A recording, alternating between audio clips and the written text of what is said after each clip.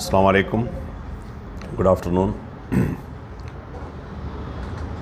Social democratic party of India का जानिब से आज जो गुलबर्गा में इस प्रेस कॉन्फ्रेंस करने का 2-3 एजेंडा है। एक क्या है, कर्नाटका स्टेट का जो हुकूमत जो एंटी कन्वर्जन बिल एक ऑर्डिनेंस के ज़रिए इधर लागू किया है। हालांकि लास्ट असेंबली सेशन में इसको अप्रूव करने के बाद लेजिस्लेटिव काउंसिल में इसको नहीं रखे थे क्योंकि उसमें मेजॉरिटी नहीं है बोलकर। परसों जो कैबिनेट मीटिंग में इसको ऑर्डिनेंस का ज़रिए लागू किया है, तो इसको हम social democratic party of India condemn करते हैं और हम अपील करते हैं ऑनरेबल गवर्नर ऑफ कर्नाटका को इस ऑर्डिनेंस को सिग्नेचर नहीं करना है और इसको मंजूर नहीं करना है, क्योंकि ये जो बिल है आप पढ़ेंगे, एंटी कन्वर्जन जो बिल है, ये चंद कम्युनिटी को, माइनॉरिटी कम्युनिटी को टारगेट करने का एक बिल है। ये particularly Muslim and Christian community को और दलित कम्युनिटी को। और जो हमारे कॉन्स्टिट्यूशन में जो एक फ्रीडम है, फ्रीडम ऑफ रिलीजन, क्योंकि इंडिया में रहने वाले कोई भी लोग कोई भी उसका पसंद का मज़हब को अपना सकते हैं।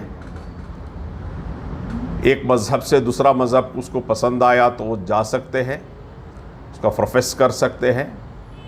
उसके साथ साथ अगर कोई एक इंडिया में कोई भी मज़हब में मैं नहीं रहता, ला मज़हब, ऐसा कोई भी मज़हब में नहीं रहता, कोई भी धर्म में नहीं रहता, वो आज़ादी भी एक कॉन्स्टिट्यूशन ऑफ इंडिया दिया हुआ है। एक किस लिए इस टाइम में इस ऑर्डिनेंस को लाया गया है, ये मुद्दा लाया गया, तो वो जो बिल में जो है बहुत डेंजरस कुछ आइटम्स ये है। इसमें देखिए, कोई भी, ये लोग क्या बोलते हैं, फोर्सफुल कन्वर्जन का खिलाफ है।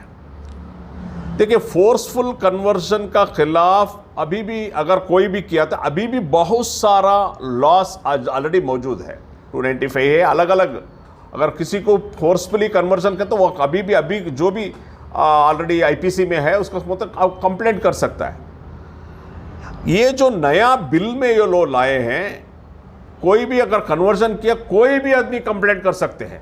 उसका फैमिली कंप्लेंट कर सकता है, उसका कोलीग कर सकता, कोई भी लोग कंप्लेंट कर सकते हैं। ये जो है बहुत बड़ा गलत है।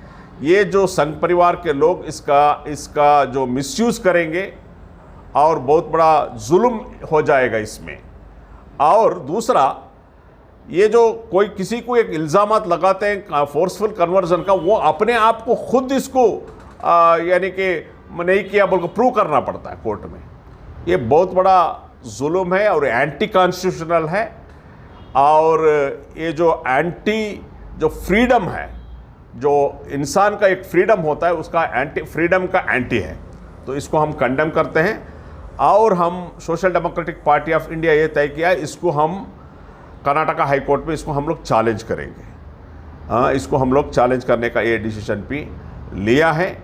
और ये मुद्दा, ये एंटी कन्वर्जन बिल क्यों स्टेट गवर्नमेंट अभी लाया है, देखिए, ये बीजेपी हुकूमत इस कर्नाटक में आने के बाद कोई डेवलपमेंट का मुद्दे पर एजेंडा नहीं है, एम्प्लॉयमेंट का नहीं है।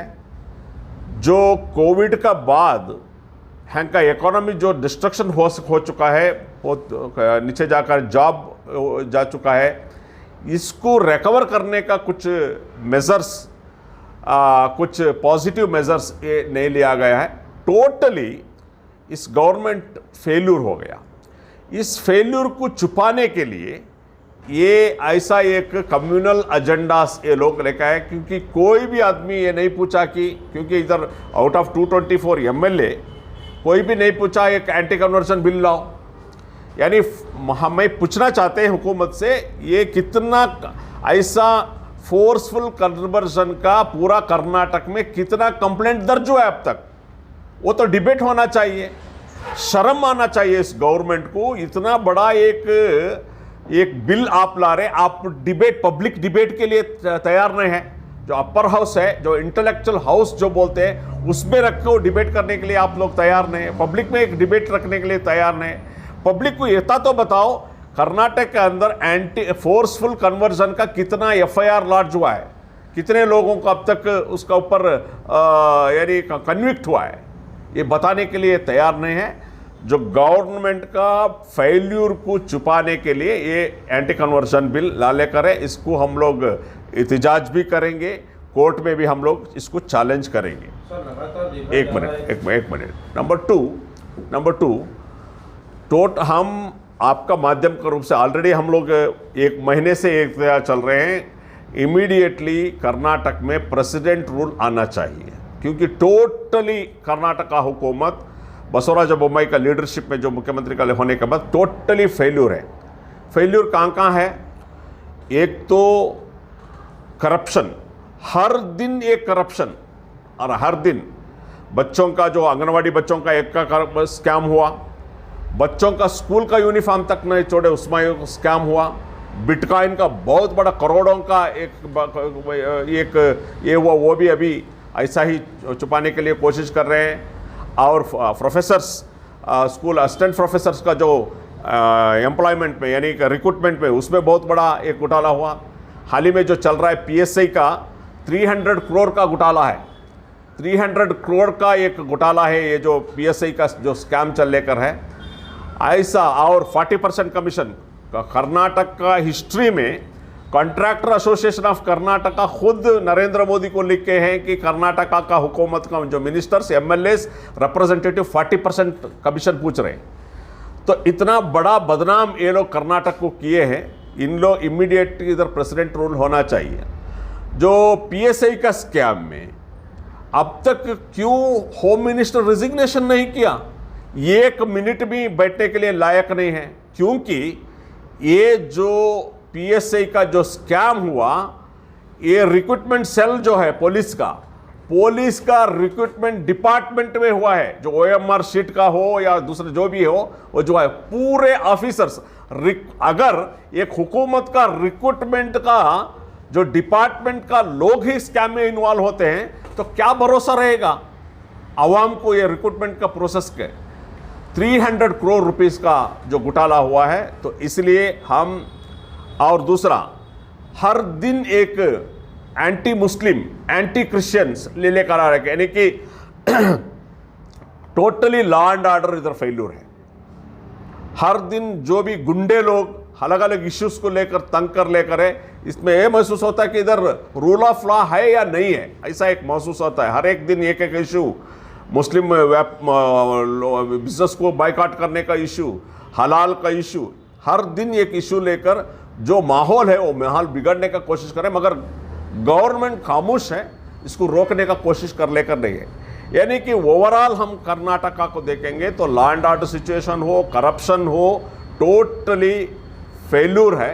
तो इसलिए हम इस स्टेट को प्रेसिडेंट रूल को लाने के लिए ऑलरेडी हम लोग पिटीशन फाइल किया है, जो सामूहिक मेल हम लोग भेजे हैं, पोस्ट कार्ड भेजे हैं। परसों 16 तारीख को हम लोग गवर्नर को भी अपॉइंटमेंट मिला है, गवर्नर को भी मिलने वाले हैं। तो एक तो इस एंटी कन्वर्शन बिल को लागू नहीं करना है, दूसरा ये होम मिनिस्टर, ये जो इतना बड़ा स्कैम हुआ इसमें करना है, और यानी रिजिग्नेशन करना है, तीसरा इधर प्रेसिडेंट रूल रहना है। ये 3 एजेंडा रखते हुए आज का इस प्रेस आपका माध्यम के हम लोग इस मांग को यानी कर्नाटका का चेक और आवाम के सामने और जो हुकूमत का सामने हम रख रहे हैं।